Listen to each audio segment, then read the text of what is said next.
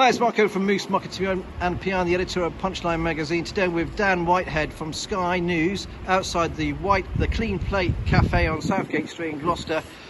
Dan, thanks ever so much for talking to Punchline today. How long are you going to be here and what's been found so far?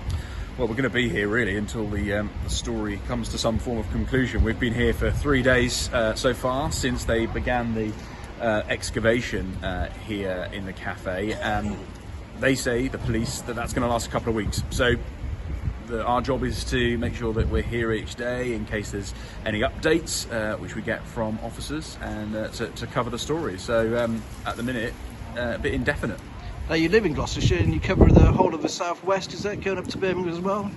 Covers up to about here, really. There we have a couple of Midlands correspondents. So my patch is really, this is about as north as it goes. It goes all the way down to Penzance and South Wales. So it's kind of Pembrokeshire to Penzance to Portsmouth. Pretty big patch, lots of driving. And something like this obviously has a massive impact on Gloucester and Gloucestershire. What do you think that's going to be? I mean, do you think it'll become like it was before? A terrible case when Fred was, when we started finding those bodies, and from the early 80s. What do you think will happen now? Well, I mean, hopefully not. It's a difficult one, of course, because Mary's family are waiting more than 50 years for closure. It all depends what's found. If nothing is found of significance here, then of course attention will swiftly go away from Gloucester.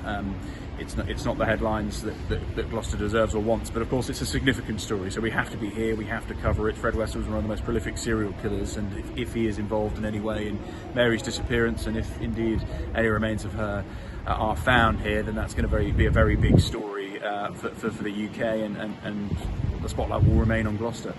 Thanks very much for talking to Punchline today, Dan.